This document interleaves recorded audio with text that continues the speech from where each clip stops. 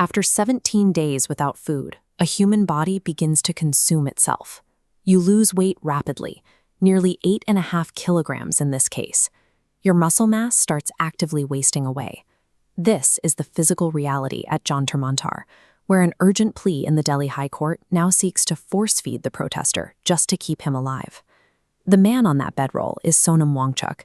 He is an internationally acclaimed climate engineer and education reformer who developed artificial glacier technology for the Himalayas, the real-life inspiration for a famous Bollywood character. Now he has issued a final ultimatum to the government: act on his demands or he will continue an indefinite fast unto death. Wangchuk is fasting alongside the youth-led Cockroach Janta Party. To the cameras, they are a unified front, even as they shout for two entirely different sets of reforms. The students are demanding the resignation of India's education minister over a massive medical exam scandal. Wangchuk is demanding a constitutional amendment to protect a remote Himalayan ecosystem in Ladakh.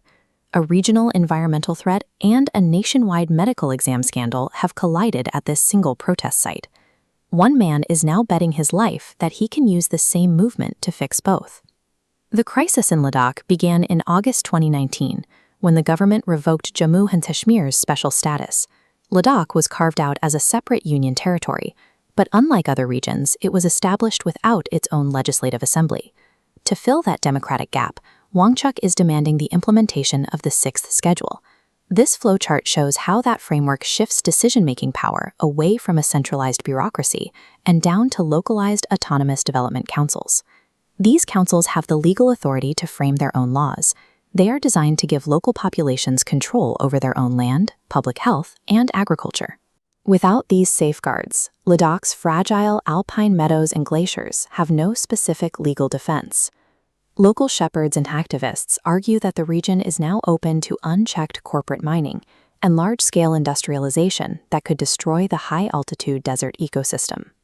Before this strike, Wangchuk tried a series of escalating tactics, including a 21-day climate fast, where he slept outdoors in sub-zero temperatures. He later led a 1,000-kilometer march to the capital, only to be detained by police under the National Security Act before entering the city. For the people of Ladakh, the environmental movement has become a push for democratic return. They argue that without a local assembly or constitutional safeguards, they have lost the basic tools required to protect their own home. While the fast continues for the glaciers, a separate movement has taken over the capital's protest grounds. The Cockroach Janta Party is responding to evidence of widespread paper leaks and irregularities in the national NEET medical exams. The controversy has carried a severe human cost. Following the exam failures and compromised results, at least 17 students reportedly died by suicide. Protesters are seeking 1 crore rupees in compensation for the victims' families and the immediate resignation of the Union Education Minister, Dharmendra Pradhan. Wangchuk sees a direct link between his fight for the glaciers and the students' fight for their exams. He asks, "What sort of doctor would you get if the exam paper is leaked?" He argues that a system built on cheating produces the incompetent engineers who construct collapsing infrastructure and mismanage natural ecosystems. Whether the concern is a corporation mining a valley or a leaked test destroying a student's career, Wangchuk views them as a single problem, a breakdown in government accountability. That shared demand for accountability has brought this massive crowd to Jantar Mantar. By putting his life on the line, Wangchuk has become the unifying face for a movement of disillusioned youth. Despite constant comparisons in the media, Wangchuk rejects the label of a modern Gandhi. He insists he's just an ordinary citizen trying to force the system to fulfill its responsibilities.